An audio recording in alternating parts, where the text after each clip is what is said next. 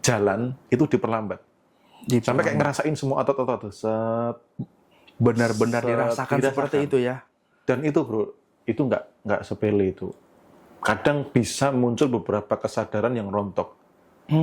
Bisa sampai nangis loh bro. Jalan pelan gitu, tek. Tiba-tiba dengan niat untuk melepaskan emosi negatif itu ya, itu bisa rontok loh.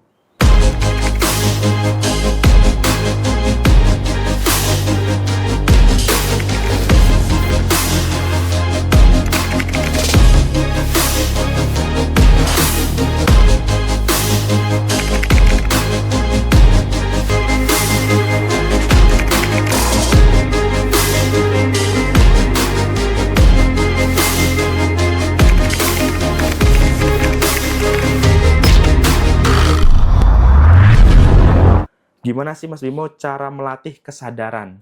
Nah, monggo Mas Bimo. Oke, cara melatih kesadaran itu sebenarnya dengan hal-hal yang cukup sederhana.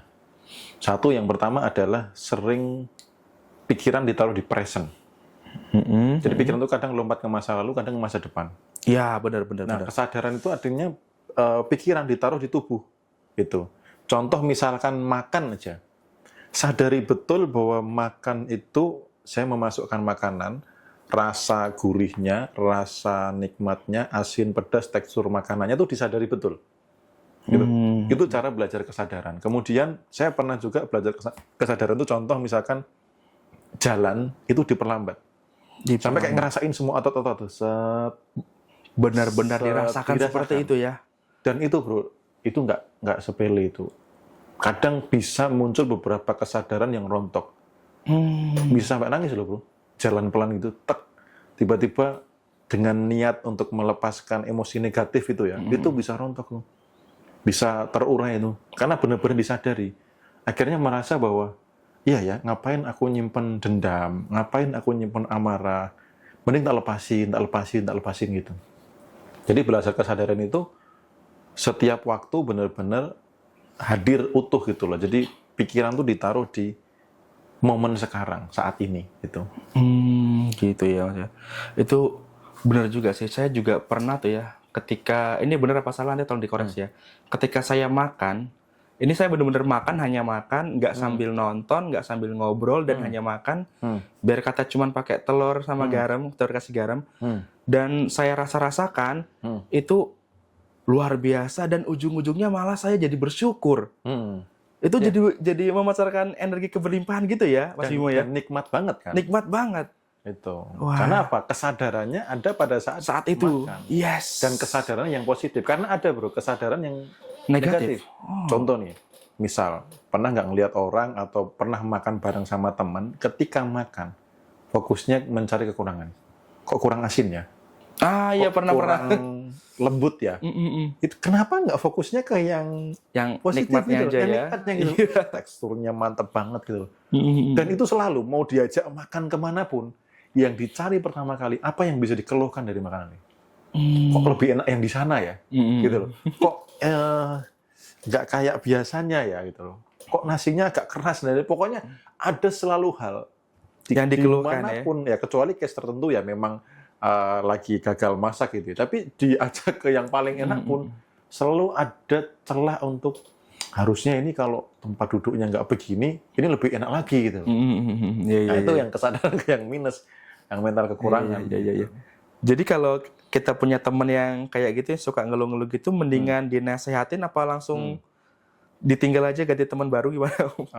Didoakan cepat masuk surga. Didoakan cepat masuk surga ya. Wah, luar biasa. Jadi itu biarkan natural saja, biar semesta yang membereskan. Artinya kalau memang dia mau bertumbuh naik ya dibersamai. Kalau memang dia masih tetap bertahan di levelnya dia ya otomatis nanti akan dipisahkan dengan sendirinya kok. Oke. Nanti ini teman-teman, sebelum kita lanjut ke pertanyaan selanjutnya dari teman-teman, yuk bantu-bantu tap-tap ya, biar makin banyak yang nonton dan makin banyak yang merasakan manfaat dari live streaming kita malam ini ya. Karena semakin banyak orang yang bermanfaat berkat tindakan Anda, wah nanti itu juga bakal mengundang rezeki yang berlimpah untuk Anda. Kenapa? Karena rezeki juga adalah vibrasi atau hal-hal yang positif. Oke, ini Coba kita baca dari siapa nih? Nie Dapur BR Catering. Oh ya ini. Saya sering kali berimajinasi sesuatu yang sesuai keinginan saya. Tapi kenapa malah terjadinya sebaliknya, Mas Bimo? Kenapa Oke. bisa seperti itu, Mas Bimo? Ya. Nah, berimajinasi. Oke. Imajinasinya dengan rasa enggak? Itu yang pertama. Yang kedua, di luar imajinasi, apa yang kamu lakukan? Selaras enggak? Contoh nih, imajinasi dalam 30 menit ya, berada di kelimpahan atau ada di kemakmuran gitu ya. Nah, tapi di luar itu, apa yang dilakukan? Iya. Yang pertanyaan yang paling sederhana adalah, masihkah mengeluh? Gitu. Coba teman-teman habis dengerin ini, ya, teman-teman habis dengerin ini, coba hitung mulai besok, sehari ngeluh berapa kali? Gitu. Iya. Karena ngeluh itu mental kekurangan, fix. Ngeluh mental kekurangan Dan fix. itu menarik kekurangan.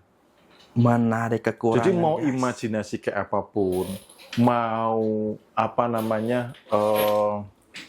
visualisasi kayak apapun, kalau sepanjang hari masih ngeluh, masih mikirin cicilan, masih memancarkan kekurangan, ya akhirnya apa? Yang didapat juga itu rasanya masih kekurangan gitu loh. Jadi gitu ya. karena saya dulu juga ngalamin, saya sudah berimajinasi, sudah belajar loa juga, belajar desik dan sebagainya. Ternyata yang menentukan seberapa kuat itu tercipta adalah apa? Soal rasa. Karena ada pikiran, imajinasi ini kan pikiran. Iya. Nah, rasa ini adalah perasaan. Gitu. Kalau teman-teman sempat belajar tentang ilmu fisika kuantum, ya di dalam medan kuantum. Jadi sebelum terjadi sebuah benda, misalkan botol minum ini gitu ya. Sebelum botol minum ini jadi, dia itu fix di medan kuantum. Fix itu artinya apa? Pikiran dan perasaannya selaras. Nah, imajinasi itu di level pikiran. Perasaannya selaras nggak? Ini gelombangnya harus koheren. Koheren itu lurus semua gini. Sejalan. Iya. Gitu. Nah, yang membuat tidak tercapai itu apa? Gelombangnya inkoheren. Pikirannya positif nih, pengen punya rumah dan sebagainya gitu. Pokoknya hal yang positif. Tapi perasaannya, gelombangnya begini. Tiba-tiba cemas, masih dijaga, kemudian ngeluh, kemudian ngerasa kurang dan sebagainya. Nah, pikiran dan perasaan nggak selaras. Ini di mata semesta, nggak fix gambarnya. Kamu mintanya apa? Gitu loh. Tapi begitu pikiran dan perasaan ini selaras, di mata semesta, gambar ini clear. Oh, kamu mintanya itu. Oke. Nah, kebenarannya gini. Sesuatu yang fix di medan kuantum, tugas semesta yang mewujudkan, bro. Ya, itu dia, guys. Gitu. Jadi jangan kaget kalau sudah selaras, tiba-tiba, kayak seolah itu kayak tiba-tiba. Tiba-tiba ada yang ngasih peluang, tiba-tiba ada ilmu datang, tiba-tiba ada yang ngajak kerjasama, tiba-tiba ada uang tak terduga, itu kayak seolah tiba-tiba. Kenapa? Semesta sudah mengerjakan tugasnya. Asalkan fix di medan kuantum. Fix itu pikiran dan perasaan selaras. Iya. Jaga itu, maka jadi.